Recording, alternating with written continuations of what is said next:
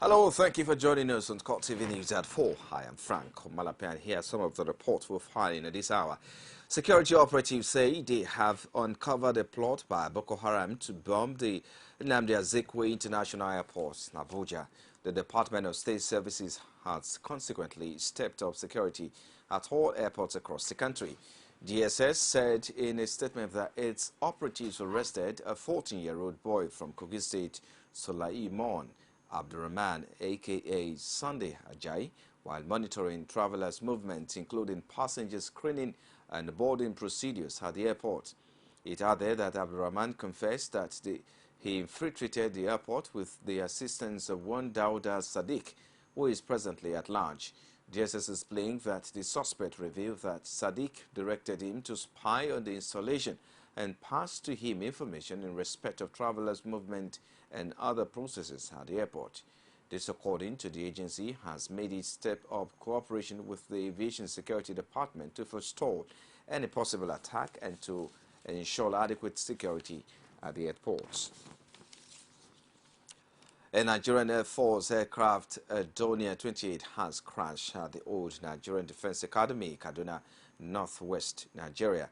The crash, reported to have claimed the lives of all 7 passengers on board, was said to be heading to Abuja from the Nigerian Air Force base in Kaduna before it crashed 10 minutes after takeoff.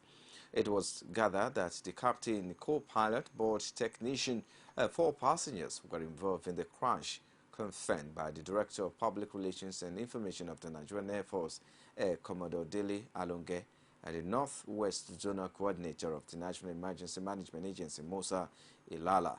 The military aircraft crashed into a residential building within the neighborhood, NDA igniting fears that the casualty figure could be high. Meanwhile, combat-ready soldiers have cordoned off the barracks, preventing people from gaining access to the area. A resident of the Federal Capital Territory have been speaking on the latest appointment made by President Muhammad Buhari.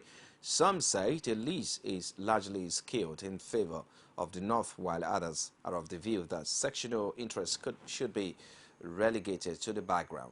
They argue that the President has the power to appoint anyone he feels is capable of delivering on the change agenda. Correspondent Pius Samuel has the rest of the story. It's one of the popular newsstands in the capital city, and for these youths, gathering here every morning is a tradition. Some of them get to the newsstand before the papers arrived on Friday morning, eager to read more about the latest presidential appointment. After reading, this is what takes place.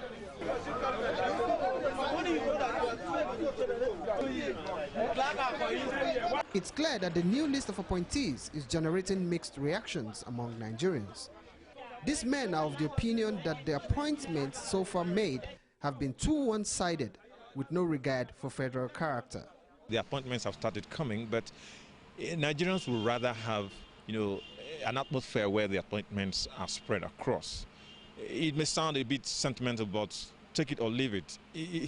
There are, intellectuals and people qualified, most qualified for these positions and these appointments all across the zones of this country. I'm not so contented with the recent appointments because of the way they are structured. I don't believe that ethnic or religious bias should be greater than the country Nigeria. Nigeria should always be placed above ethnicity or tribalism or all those. But we have a federal character that works in this country. I would have been okay if there is nothing like federal character. With this latest appointment, it's like when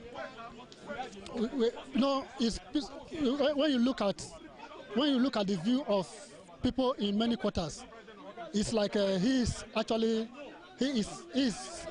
biased about a section of the people.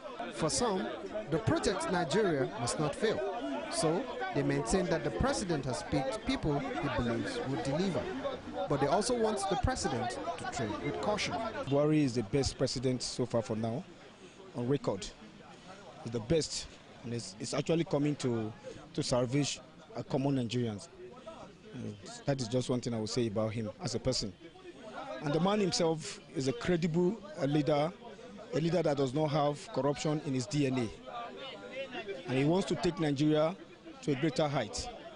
Well, to me, I'm satisfied. I don't see anything wrong in appointment because this is just a kitchen cabinet. You know, he wants to appoint people he thinks he can work with him. There is, however, a general sense of optimism that the present administration will bring the desired change that will better the lives of the common man. Pius Samuel, CoreTV News, Abuja. And our activist lawyer, Festus Keyamo, has described the criticism of the latest appointment made by President Muhammadu Buhari as the orchestrated frustration of a few jobless politicians who depend only on government appointment. He also dismissed the position of the People's Democratic Party as the noise of the latest opposition party in town. He said in a statement that majority of Nigerians want to see good governance and are not bothered about the ethnic origin of those appointed into positions. Keyamo added that he is, however, worried about what he says is the decade-long general divisions of government positions into juicy and non-juicy, as well as the mentality that juicy positions must be shared equally among the major ethnic groups. He argued that all public positions come with an equal responsibility to be honest, forthright, and dedicated, and should not be classified as juicy or non-juicy. President Muhammadu Buhari's recent appointment into his cabinet has also started to generate divergent reactions among legal practitioners. Many who have accused Buhari of not sticking to federal character in his appointment, while others say he has the prerogative power to appoint anyone. CoreTV News' Basil Okafor sampled the opinions of some of the lawyers who attended the just concluded General Conference of the Nigerian Bar Association in Abuja. His report is presented from our studios. Almost as soon as the latest appointments by President Buhari were announced, there were expressions of shock from individuals and groups for several reasons. Lawyers are also not left out of the public debate. For Tessie Obukwe, the appointment so far made by the president shows that he is not considering federal character. But Abraham Akpe disagrees. He insists that President Buhari has not done anything wrong. In my native adage, they said, what you have in your hand, you don't need a mirror to look at it. It's obvious. He's tilting towards his north. The federal character says that you can, when you are appointing, when there's appointment, you need to cover the field. There's what we call doctrine of covering the field in law. He is not applying that doctrine. That's my opinion. He is tilting towards the north. There are certain appointments which the president must refer to the Senate for confirmation. And there are certain appointments which the president has the prerogative to make it alone, without reference to anybody, not even the political party from where he got elected. So the president or the secretary to government of the federation doesn't need to be sent to anybody. And the president and the chief of staff to the president is an appointment that the president does not need anybody's approval or confirmation or ratification. There are others who are confident that the president would consider other geopolitical zones, especially on his ministerial appointments. They asked Nigerians to have faith in Buhari's administration, while noting that what matters most is delivering on electoral promises and not who he appoints into office. They should understand that we are in a democratic setting. If we look at the line of voting, the people that voted for the president the most are the northerners. So naturally, it's a matter of sowing and reaping. All the other tribes will get positions. But first of all, he has to give preference to the people that voted for him the most. So it's just natural. They will get their own bits, you understand? But, and don't forget that the North is about half of the country. So I don't know what we're talking about. The president has not even made the widest appointments because the executive has not come into power. The executive arm of the government has not come into office. So anybody saying he has made appointments to tilt it towards one zone or the other. It's being hasty in judgment, you understand? Because if you appoint a commission chairman, an agency chairman, these are one or two appointments. It is when the ministers are appointed that you will now think about whether the president is favoring one political zone or other. For these lawyers, the public debate on the appointments is good for the nation and would help keep the president on his toes ahead of the release of his cabinet list in September. And now the presidency has welcomed an assurance from Centenary City PLC that all the original inhabitants of the site have been fully compensated. Speaking after being briefed by the chairman of the company's board of directors, Abdulsalami Abubakar, and members of its management team, President Muhammadu Buhari praised the Centenary City's main development partners from the United Arab Emirates from having enough confidence in Nigeria to agree to invest about $18.5 billion in the project. President Buhari also welcomed the assertion of Abubakar and his team that the project will create about 250,000 more direct jobs in the Federal Capital Territory and about 500,000 indirect jobs. The president noted that skills, expertise, and vast experience that will be brought into the country to build the Centenary City on the Dubai model will also be of immense benefit to Nigeria's overall development. And now the main development partners behind the Centenary City project have assured President Muhammadu Buhari that original owners of the site have been compensated. They also debunked allegations of fraud surrounding the initiative of the Jonathan administration.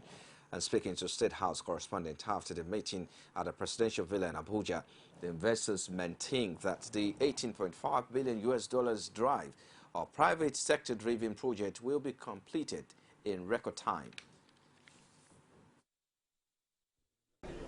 As you all know, Centenary City is 100% private sector development with no government funding.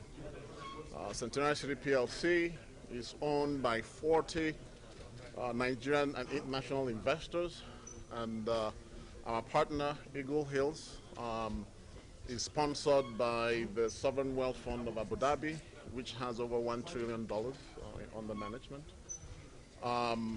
Under our agreement with the FCDA and other extant agreements, we've paid all interested holders the compensation in the Centenary City site, and we are going ahead with their relocation, which is also being supervised by the FCDA. Our partners are here today, fully supporting the project.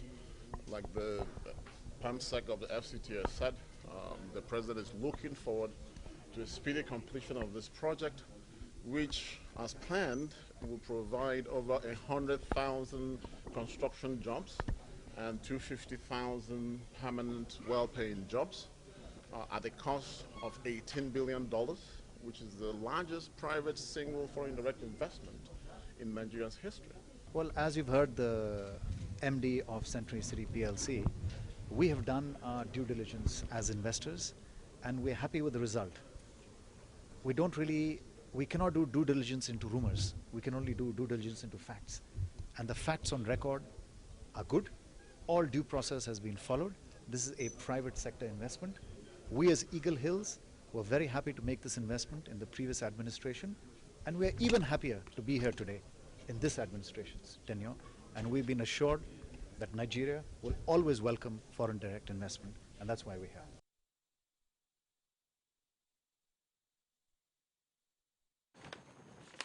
You're watching CoreTV News at 4. We'll take a break. We'll be back in a moment with more stories. Stay with us. Some pundits believe that as long as the political system is driven by selected few, corruption may be difficult to fight. Be careful about what you say. I am not the only politician. Even if I've wronged anyone, it's time to forgive me. Political Arena every Sunday at 9:15 p.m. and a repeat broadcast every Tuesday at 1:30 p.m.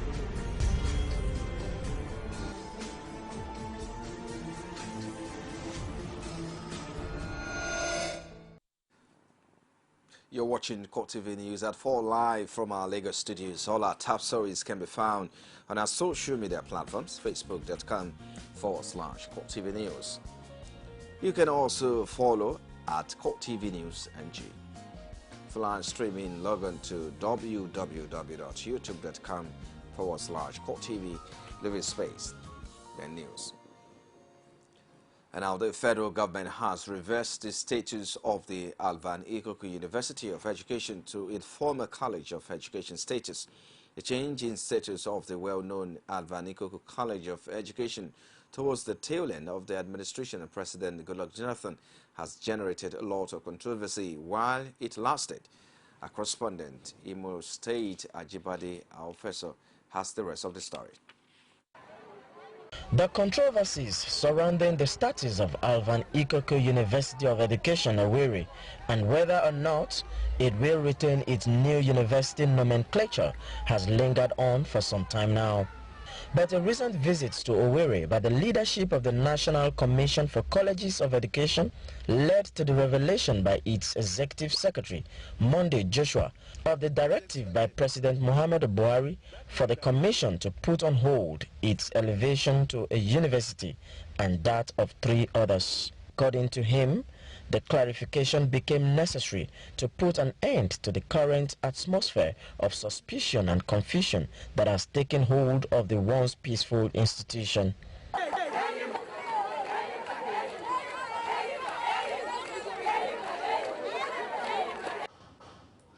But one thing is certain, the President of the nation has spoken. Whether the school is called a college or university, it belongs to the federal government. And the same federal government that converted the college to the university has said that that conversion should be put on hold. And that's why we have come, so that we give this clarification. Let it be mentioned in clear terms that the institution here in Owerri, as of this moment, is called Alvan Ikoku College of Education. And the chief executive of that institution is the provost. Other institutions affected by the decision, according to the Executive Secretary, are Adeyemi College of Education, Ondo, Federal College of Education, Kano, and Federal College of Education, Zaria. Ajibade Professor, CoreTV News, Owerri. The Sultan of Sokoto, Mohammed Saad, has urged Nigerian Muslim women to support the current fight against corruption by discouraging their husbands from engaging in corrupt acts. The Sultan was speaking at the 30th anniversary of the Federation of Muslim Women Association in Nigeria. In Ilorin, noted that the change being championed in the country should start from homes for it to be positive and succeed. Our correspondent Rashid has more from Ilorin. Filled by various Muslim women organizations across the country, including contingents from Ghana, Ivory Coast and the United Kingdom, who came to felicitate with Form 1 in their 30th anniversary. Time for speeches. The guest of honor, Sultan of Sokoto Muhammad Saad Abubakar, says women must be in the vanguard of the war on corruption by discouraging their husbands from engaging in the act. He noted that Islam encourages living within one's means. Discuss issues affecting our country. Discuss corruption. You have a big role to play. When your husband who had no power before was elected into an office, say a councillor of a local government, after 2, 3, 4 months, he started buying cars, building a house for you. You should ask him, where are you getting this money from? Is the money that he's supposed to use to make that local government better or his community that is bringing into your home? Don't follow him to enjoy that money. Question him. We must ask ourselves issues like that. We must bring the conscience of our people. If we want to change things, we must be the change we want to see in ourselves. Kwara State Governor Abdul Fattah Ahmed in his speech says ethnic disunity and religious imbalance in the country can be traced to lack of good leaders and urged women to train their children morally and spiritually for them to be good and responsible leaders of tomorrow. I therefore offer good governance that delivers timely benefits to the people, as well as a return to traditional values of integrity, fairness, diligence, good neighborliness, and honesty, espoused in Islam and indeed Christianity, as solutions to the challenges that we face, especially ethnic disunity, and religious intolerance. Both leaders also called on Nigerians to ensure that the present fight against corruption is successful by speaking out against it. Rashid, CoreTV News, Ilorin. And now the Nigerian Bar Association is convinced that adequate funding of anti-graft agencies and political will are the required elements for a successful war against corruption. This was part of resolutions in the communique issued at the end of the one-week-long NBA Annual General Conference in Abuja. NBA President Augustine Alege, who presented the communique to journalists, added that lawyers who violate the rules guiding the profession should be sanctioned. Our correspondent Basil Okafor has more from our studios. The NBA 2015 annual conference attracted major players in the industry. President Muhammadu Buhari and his deputy Yemi Osinbajo were at the opening session, where the president asked the lawmakers not to truncate the cause of justice in the fight against corruption. But the lawyers say for the war against graft to be won in the country, there must be a strong political will that includes adequate funding of anti-corruption agencies. The legal education must be equipped to tap into the gains of information and communication technology in line with existing international best practices. That the ethics of the profession should be introduced into the curriculum of law faculties in the universities. That all lawyers are to play a more effective role in national development. NBA is equally demanding for early preparation for the 2019 general elections to avoid failure. Participants at this year's conference held the organizers for a hitch-free event. But today we thank God, the sessions, everything perfectly chosen, the topics were properly chosen, and the resource persons were well selected. So I'm really impressed. I'm really impressed with the conference. Considering the facilities, you know, Abuja has in fact, the best facilities in the country. You understand? So the conference has been adjudged the best in recent times. It's a very nice conference. The NBA may have reached several resolutions at this year's conference, but it remains to be seen if they will be implemented. Now, Governor Rochas Okorocha of Imo State is set to investigate the activities of ministry heads in order to reduce to a barest minimum of the embezzlement of public funds. The governor will meet with workers in the state to resolve the ongoing controversy over unpaid salaries, pointed out diverse reasons why the workers should not embark on drastic measures. Imo State correspondent Ajibade Officer has more. Settling unpaid salaries of workers is an urgent task for Governor Rochas Okorocha. The Imo State government had earlier attributed their inability to pay salaries to the fall in oil price, while also steps to pay all workers.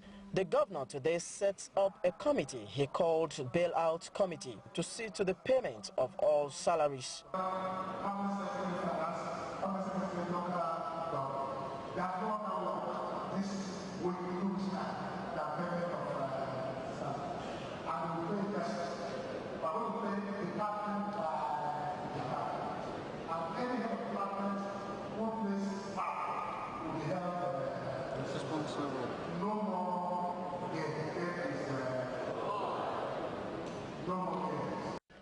In the words of labor leaders, the meeting seems to bring some calm to the struggle. The demand of labor is with government, and none of them is participated. Number two is that you are our governor, you are our father. If Imo workers are hungry, they will cry to you. Labor and the entire workforce of Imo State must partner with you for the growth and development of Imo State. This will work and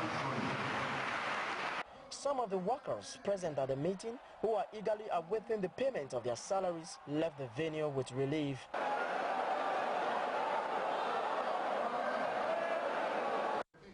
It's however expected that the Imo State government will match words with action. Ajibade Awofeso, CoreTV News, Owerri. And our Senate President Bukola Saraki on Friday inaugurated a 14-member ad hoc committee on power charged with the task of investigating the challenges bedeviling the sector, lamenting that only a stable and functional power sector will impact positively on the economy of the country. The Senate President also urged the committee headed by Abubakar Kyari to employ all legislative tools in resolving the issues in the sector.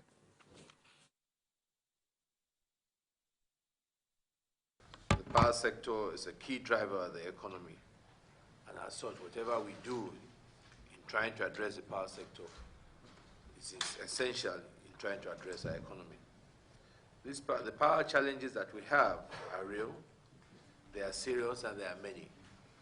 Distinguished colleagues, there's work to be done concerning our power, and that is why we recollect a few weeks back we debated seriously on all the issues in the power sector.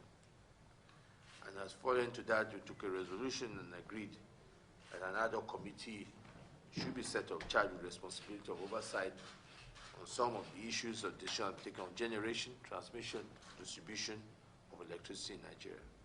On the distribution segment, the committee is desirous of ascertaining the level of funds committed into it before privatization, since the segment is currently solely private sector driven. It calls for vigilance as successor companies are expected to bring in investments to improve the quality of services in terms of the agreement. However, signals emanating from the activities shows that excessive profiteering has been the major determinant of their decisions. It is on record that some of the distribution companies reject power load allocations to reduce cost. Their metering system calls for fundamental review, since emphasis has been on estimated billings and imposition of fixed charges for services not rendered.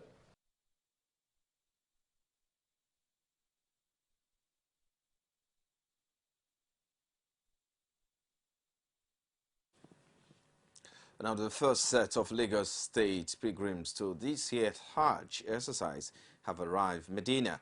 540 pilgrims departed the Murtala Mohammed International Airport, Ikeja, in Boeing 767 aircraft belonging to Medfield Airline. Before their departure, the state Emir Hajj Abdul Karim Abdul Latif enjoined them to be the good ambassador of the nation while in the Holy Land. He also urged them to pray for peace in Nigeria. According to the Abdul Latif, Hajj exercise is the last of 5 pillars of Islam, which provides opportunity for Muslims to undergo a spiritual rebirth in order to have stronger faith in oneness of Allah. The Lagos Emir Hajj assured the pilgrims that state government had made adequate preparations for the Hajj-free Hajj exercise, which includes welfare while in the Holy Land. On his part, the head of the official carrier for the state, Alhaji Monia Bankole, promised strict compliance with the airlift of the pilgrims. He, however, warned the pilgrims against being in possession of substance that could cause embarrassment to the state and the nation at large. You're still watching CoreTV News at 4. We'll take another break now. Be back shortly. Stay with us. You can now watch CoreTV News live from anywhere in the world on our website, www.coretvnews.com. Click on Live TV on our website and watch us live. And welcome to CoreTV Primetime News. To follow us on Twitter, click on Twitter icon on our website. On Facebook, click on the Facebook and YouTube to see all our previous news production. You can also watch us live on YouTube. Click CoreTV, leave a space, then News. CoreTV News, a 24-hour news station. Outside Nigeria now, Hungarian police say they have arrested 4 people over the discovery of the bodies of 71 migrants thought to be Syrian in a lorry in Austria. 3 of those arrested are Bulgarian and 1 is Afghan. The victims included 59 men, 8 women and 4 children were thought to have been dead for about 2 days. The decomposing bodies were discovered by Australian police on Thursday morning in the abandoned lorry near the Hungarian border. Officials say the victims probably died after suffocating in the vehicle. The lorry was towed to a customs building with the refrigeration facilities where forensic teams worked through the night to examine the bodies. The group are thought to have been dead when the vehicle crossed into Stra from Hungary. Among the victims was a girl aged between 1 and 2 years old. And now, an autopsy ordered after Vatican's former envoy to Dominican Republic, Joseph Wesolowski, dies of apparent natural causes. And Wesolowski would have been the first high-ranking church official to be tried on pedophile charges. The Vatican has said that its disgraced former ambassador to the Dominican Republic, Joseph Wesolowski, has died of apparent natural causes. A statement from the Vatican said Joseph Wesolowski was found dead in his Vatican room nearly on Friday, where he had been under house arrest. The Vatican prosecutor ordered an immediate autopsy. The Polish-born Wesolowski was due to go on trial on July 11 at a Vatican tribunal on charges of abuse and possession of child pornography. However, the hearing was postponed after he was taken ill. Wesolowski would have been the first high-ranking church official to be tried on pedophile charges. The case was seen to be a text of the Vatican's pledge to stamp out abuse. Well, and that's a wrap on CoreTV News at 4 minutes. Thanks for watching. I am Frank Omalape. We'll be back at 6 for more news stories. Meanwhile, stay tuned at 5 for headlines news.